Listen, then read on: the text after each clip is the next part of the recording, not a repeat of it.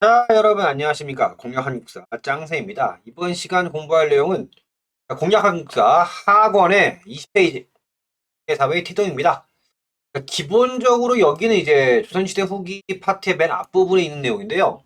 기본적으로 이 기존의 기출 문제는 기본적으로 근대의 맹하론에 기반하고 있습니다.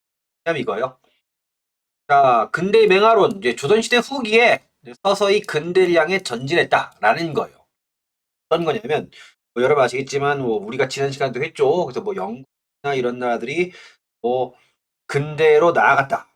그다음에 나중에 자, 아시아에서 유일하게 근대화에 성공한 나라는 일본이다. 그래서 근대화에 성공했기 때문에 그다음에 힘이 없던 우리가 식민지를 당했다. 이런 식의 얘기인데 기본적으로 예전 교과서 그다음 우리가 예전 기출문제의 견해는 뭐냐면 우리는 서서히 근대를 향해 진전했다.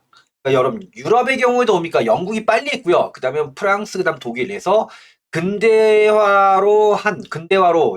나아간 시차가 있어요. 영국, 프랑스, 독일이 같은 날 같은 시에 뿅 해서 근대 간 게 아니거든요. 그래서 뭡니까 우리도 다른 나라보다 느리지만 그런 조짐을 보이고 있다는 거예요. 맹아라는 게 기본적으로 싹이 텄다는 거예요. 싹 땅에서 뭡니까 싹이 이렇게 터서 우리가 근데 자본주의나 민주주의에서 뭡니까 나무까지는 못 자랐는데 싹은 텄다. 근데 오히려 뭡니까 오히려 일본이 와서 우리를 식민 지배하면서 우리가 자력으로 천천히 나가는 거 뭡니까 오히려 끄는 건 일본이다. 이런 입장이 있다고 보시면 돼요. 이렇게 이해를 하시면 되겠습니다. 기본적인 내용 좀 말씀을 드릴게요. 자, 그래서 책을 통해 확인해 보겠습니다. 그래서 사회의 변혁과 서민의식 성장인데요. 자, 양반 사회의 동요입니다. 그래서 16세기 조선시대 중기예요. 이 양반 사회가 동요를 합니다. 그래서 정치면에 변합니다. 자, 정쟁 빈발. 자, 왕권이 약해집니다. 정치의 실권이 양반 관료에게 넘어가면서 양반 계층은 자체 분열이 일어나 정쟁이 끊임없이 계속됩니다. 자, 보성 강화입니다. 지배층으로서의 양반 관료들은 정치적 실권을 바탕으로 사회 경제적 특권을 누리면서 보수적 성향을 강화하겠다 되어 있습니다. 자, 사상면에 변합니다. 조선의 건국 이념이었던 성리학은 현실 세계와 동떨어진 이기론을 중심으로 발전해서 철저히 관념세계에서 그러니까 눈에 보이지 않는 것만 가지고 감론을 박, 철학적인 부분만 얘기하는 거예요. 자, 사회 경제면 변합니다. 그래서 농장 확대해서 조선의 토지제도인 과전법이 유지될 수가 없어요. 그 다음에 농장이 확대됩니다. 세기 중엽에 직전법이 폐지되고 지주존재가 강화되어서 옵니까? 자, 고려 말의 상황처럼 옵니까? 소수의 지주가 다수의 땅을 보유한 양극화가 심화된 상태가 돼요. 자, 군적 수포제입니다. 자, 군적 수포제를 공식화합니다. 그래서 뭡니까? 군포를 내면 군대 안 가도 된다. 그래서 뭡니까? 그럼 어떤 얘기야? 군대 안 가려면 군포를 내라. 근데 거기에 있는 군포의 납부 대상자에서 양반이 빠져요. 자, 양반과 상민의 구별을 확연히 했을 뿐 아니라 농민의 부담을 더욱 가중시킵니다. 자, 환국의 분란이다. 자, 빈민 규제하기 위해 마련했던 춘대춘합의 환국제도가 고리되어 와요. 자, 농민의 몰락을 촉진시켰고요. 그 다음 부역제의 동요입니다. 자, 상업과 수급에 대한 통제가 제대로 이루어지지 못하고요. 부역제에 의한 강제 노동력 동원도 필요를 거두지 못하고 있다. 자, 박람회 폐단입니다. 중앙관청 설이나 상인들이 공납을 대신 납입하고 농민으로부터 높은 대가를 받는 박납이 성행. 자, 농민의 토지 이탈을 촉진했다. 그래서 농민이 세금을 못 내니까 도망가는 거예요. 자, 이게 조선시대 후기가 되기 전에 이미 진전되고 있었던 거죠. 이런 식의 모순과 문제점이 이게 16세기 상황이고요. 그래서 자, 농민의 처지와 자구책 보시면 첫 번째 자, 위정자들의 개혁 시도에서 옵니까? 이게 문제가 있다는 건 뭡니까? 정치가들도 알아요. 그래서 후기에 들어와 17세기에 들어와 이런 상황에 직면한 위정자들은 나라를 다스리는 양반들은 이를 타개하기 위해 통치질서를 개편하고 수치체제, 세금제도를 개혁해 보았지만 그러한 방안은 근본적 대책이 아닙니다. 큰 성과를 거두지 못해요. 자, 농민의 처지와 좌우책이다. 자, 정부에 대하여 크게 기대할 수 없게 된 피지배층은 스스로 살아갈 길을 찾지 않으면 안 되었다. 자, 농촌 이탈입니다. 지배층의 억압과 횡포로 인하여 대다수의 농민들은 농촌에서 이탈해서 자, 임노동자, 유랑민 등이 되기도 합니다. 경제 구조가 후기 때 변동이 돼서 이게 가능해져요. 농촌에서 도망나서 옵니까? 임노동자, 머슴이에요. 머슴이 되거나 그 다음에 유랑민, 거지죠. 유랑민 등이 되기도 합니다. 농민복이 일부 농민들은 마침내 19세기 중엽에 이른다. 밀란입니다. 농민들이 난을 일으킨 것. 농민 봉기를 일으킵니다. 가장 적극적 형태의 저항이고요. 그들은 기존 사회 질서, 가치관을 거부하게 이른 것이다. 되어 있습니다. 자, 다음에 농민의식의 학습입니다. 피지배층 역할. 자, 주체입니다. 조선시대 후기에 이르러 농민들이 대다수인 피지배층이 사회의 변화를 선도합니다. 자, 지위. 그들은 후기까지 정치적으로는 지배 권력에 예속되어 있었고요. 신분적으로는 양반 지배층이 지배를 받고 있어요. 근데 의식이 각성하면서 뭡니까? 사회의 변화를 선도하는 층으로 성장했다. 자, 농민의식 성장입니다. 수단교육. 자, 경제가 활성화되면서 자, 일부 농민들은 뭡니까? 분홍이 돼요. 신장된 경제력에 의해서 생활에 안정적인 여유를 가지게 되었고 그 다음에 초보적이지만 서당 교육을 통해 교양을 쌓아갑니다. 그러니까 부모님이 부를 쌓으면 자식 교육을 시켜요. 근데 그게 안 되면 다 일하러 가는 거죠. 그런 겁니다. 그래서 특히 일부가 부를 쌓으면서 자식 교육을 시키고 교양을 쌓아갑니다. 의식이 넓어지는 거죠. 한글설이다. 한글설 보급됩니다. 이 시기에는 그들의 지적 요구를 채워줄 한글설. 읽기 편하죠. 한자가 아닙니다. 한글설이 특히 널리 보급되어 왔습니다. 자, 요 소설의 내용은 뭐냐? 양반 풍자, 사회 모순을 비판, 이상적인 사회를 그려내므로 민주를 높여줍니다. 자, 다음 장시입니다. 자, 후기 때 상품 경제가 발전을 해요. 그래서 장시, 교육의 장소이다. 그래서 사람들이 많이 모이죠. 장시에. 네. 그것만 사고 가는 게 아니고 뭐야 오래간만에 모인 김에 이야기를 나눕니다. 대화와 주연해서 뭡니까 소주 한 잔 먹고 뭡니까 대화를 나누면서 뭡니까 사회의식을 켜줍니다. 얘기를 하면서 뭡니까 야 우리 동네 사또는 좀 안 좋아. 니네도 그래? 자 저쪽 동네 사또는 그래도 좀 괜찮아. 그 사또 부럽다. 이렇게 해서 뭡니까 정보가 교환되고 의견이 교환되면서 뭐 하는 거죠? 의식이 높아지는 거예요. 다음 판소리 타령입니다. 자 서민들은 판소리와 타령, 잡가 등을 통해 양반 중심 사회 모순과 지배 질서의 문례에 대하여 비판적 자세를 보여주었다. 그래서 대체로 이 판소리와 타령의 이 내용들이 저희 양반 질서에 대해서 비정하고 이 비꼬는 내용이 많죠. 자, 근대 사회 추정입니다. 그래서 보시면 정리한 내용은 이렇습니다. 자, 서양에서 먼저 추진한 뭡니까? 근대입니다. 그럼 근대 의미가 뭐냐? 해서 이건 뒷부분에 있는 건데 좀 미리 가져왔어요. 그래서 뭡니까? 서양 애들의 입장에서 뭡니까? 근대는 뭐냐? 좋아요. 경제적으로는 자본주의입니다. 산업혁명 이후의 사회죠. 사회적으로 평등 사회입니다.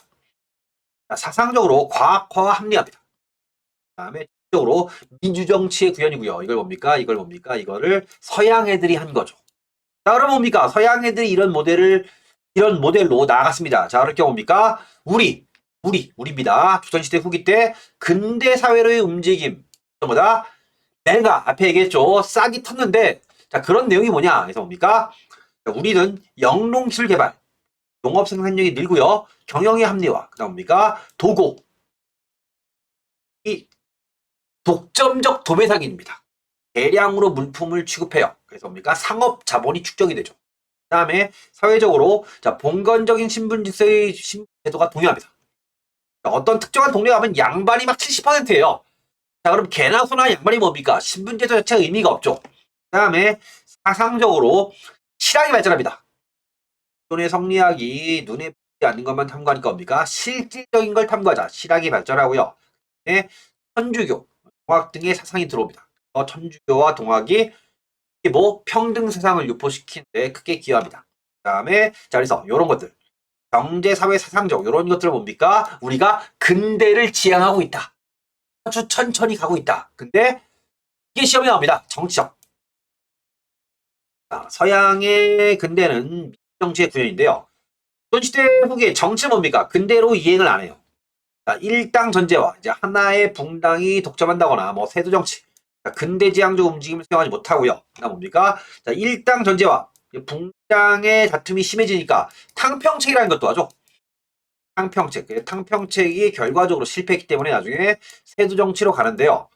탕평책 자체는 뭐예요? 왕권을 강화하는 거예요. 그래서 탕평책은 뭡니까? 개혁 정치이지만 복고적인 개혁이에요. 복고적 개혁이란 건 뭐냐면 과거 태종 이방원 때가 좋았다. 그쪽으로 돌아가자는 겁니다. 그래서 뭡니까? 이 탕평책 개혁 정치이지만 뭡니까? 서양의 근대가 민주주의라면 민주주의로 한 개혁은 아니기 때문에 뭡니까? 그래서 정치는 그래서 일당 전제와 그 다음에 탕평책, 세도 정치 모두 근대랑은 관련이 없어요. 이걸 시험에 많이 내요. 이걸 시험에 많이 냅니다. 많이 나왔습니다. 자, 그럼 교재를 통해서 다시 한번 검토해 볼게요. 자, 근대 사회의 의미입니다. 정치적 의미. 그래서 국민의 참정권이 전제되는 민주정치가 구현된 사회입니다. 그래서 이것이 근대의 의미라면, 자, 내용. 개인의 권리가 신장되고 국민 각자가 공동체 구성원의 하나로서 자신의 역할을 충실히 수행하는 참된 정치가 실현된 사회인데, 이것이 근대 사회의 의미입니다. 여기에 있던 뭡니까? 민주정치입니다. 근데 우리는 뭡니까? 우리는 여기에 안 간 거예요. 갈 기미를 거의 안 보여요. 자, 경제적인 면 자본주의 사회입니다. 그래서 산업활동이 다양해지고 활발해지면서 누구나 자유로이 생산활동에 참여, 자, 풍부한 자본력과 전문적 경영방식에 의해서 생산력의 증가가 추구되는 사회입니다.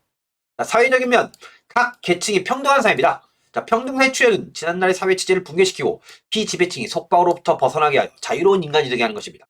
다음에 사상적인 면, 자, 과학적 논리적 사고입니다. 합리화의 추구고요. 그래서 절대적 가치체계에 의한 불합리한 구질서에서 인간을 해방시키는 겁니다. 개인의 존엄성과 개인적 경험을 주관 사회다. 요것이 앞에 있던 거예요.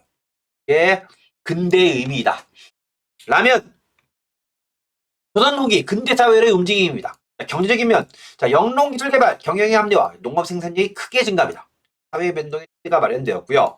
항공, 영리성이 제고되어 이른바 도고라는 독점적 도매상입니다. 이건 경제 파트에서 자세히 배웁니다. 자, 이런 게 뭡니까? 근대로 가는 조짐이다. 서양의 경우도, 서양의 경우에도 농업사회에서 그 다음에 독점적 도매상이 나타나고 그 다음에 상업자본이 주축되면서 그것이 산업화로 나아갔다. 이렇게 설명을 하거든요. 어떤 거야? 서양 애들이 갔던 것처럼 우리도 보다 글로 가고 있었다. 들이지만 사회적인 면 신분 변동에 가속합니다. 자, 부의 축적에 따른 신분 상승, 그 다음에 정쟁 결과와 농민의 분화, 신분 변동이 심해집니다. 신분제가 동요해요.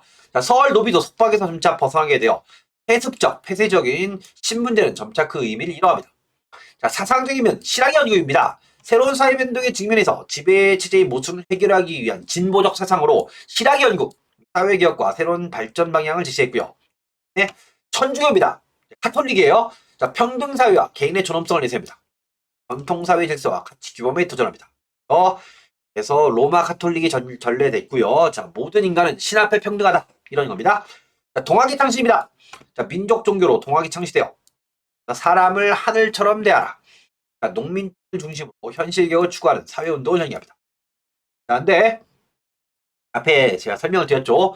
요거는 뭡니까? 근대로의 싹수가 보이고 있는데 정치적인 면 여러 면에 나타난 근대지향적 움직임을 수용하지 못합니다. 붕당 정치의 변질과 파탄에서 붕당 정치가 일당 전제화를 거쳐서 상평책을 했는데 실패했고요. 태도 정치로 갑니다. 패단을 크게 드러냅니다.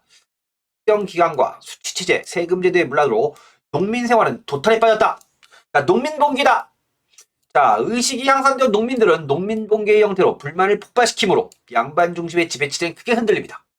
자, 조선 후기 사회 변화의 특징입니다. 자, 북학론자들이 통상개화론 주장, 개항개화의 기반을 마련했던 것. 그 다음에 조선 후기 성장한 상업자본이 개항 후 민족자본의 투대를 이뤘던 것에서 보인 것처럼 조선 후기 사회 변화는 스스로 내재적 역량에서 자율적 주체적으로 근대 사회로의 길을 걷고 있다. 느리지만 이거예요. 서서히 근대를 향해 진전했다. 나아갔다. 나아갔는데 정치는 아니더라. 이런 겁니다. 그 다음에 우리가 서서히 갔는데 일본이 우리를 식민 지배하면서 오히려 더 망친 거다라는 게 우리의 입장입니다. 이렇게 이해하시면 되겠습니다. 그래서 봤던 내용입니다. 와서 살펴봤고요. 그 다음에 이걸 우리가 굳이 살펴본 이유가 뭐냐면 이게 문제로 나왔기 때문에 그래요. 자, 이런 문제 대비하시면 되겠습니다. 그냥 스탠드에다한 문제를 제가 좀 뽑아왔습니다. 자, 근대 사회를 지향하는 움직임이 조선시대 후기에 있었는지를 살펴보기 위한 작업으로 옳지 않은 거 틀린 거예요. 자, 그럼 보시면 1번 넘어가고요. 도고라 불리는 독점적 도매상인. 이게 근대를 지향했다. 자, 서울과 노비가 속박에 벗어나는 과정. 근대를 지향했다. 자, 농업에서 영농기술 개발, 경영 합리화 이런 건 뭔가 근대의 싹수가 보였다. 근데 자, 살인 세력의 붕당 정치, 정치면은 아니에요. 이게 답이에요. 이게 쉬운 문제입니다. 이해하시고 여러분 아시면 문제를 좀 적응하시면 이게 굉장히 쉬운 문제예요. 자, 다음에 이런 문제입니다. 이런 문제를 좀 더 변형해서 골라라. 자, 이런 문제입니다. 자, 조선 후기 근대지향적 움직임에 해당하는 것. 다 골라라. 그래서 농민의식 향상됐고요. 봉건적 신분과 동요했고요. 자, 영농기술 개발과 경영의 합리화로 농업 생산량이 증가해요. 우리가 근대로 나아가는 싹수다. 그런데 자, 새로운 사회 변동에 대한 자, 성리학 자체는 뭡니까? 이건 관념화죠. 관념화에서 성리학 자체가 뭡니까? 관념화에서 현실적인 것과 너무 다른 걸 다루니까 그래서 뭡니까? 사회 발전 방향을 제시한 겁니까? 실학이죠, 실학. 자, 리얼 아니고요. 자, 붕당 정치에서 세도 정치를 이용하면서 근대지향적 움직임 이 정치는 다 아니에요. 답이 기억 니은 디귿이다. 그래서 이렇게 요 정도 문제만 풀이하시면 뭡니까? 지금 단원에 대한 대비 잘 정리가 된 것이다. 이렇게 이해하실 수 있겠고요. 자, 다음 여러분 다음 시간에 이어서 뭡니까? 본격적으로 조선시대 후기에 정치 구조의 제도 변경을 다루도록 하겠습니다, 여러분. 자, 수고하셨습니다, 여러분. 다음 시간에 뵙겠습니다.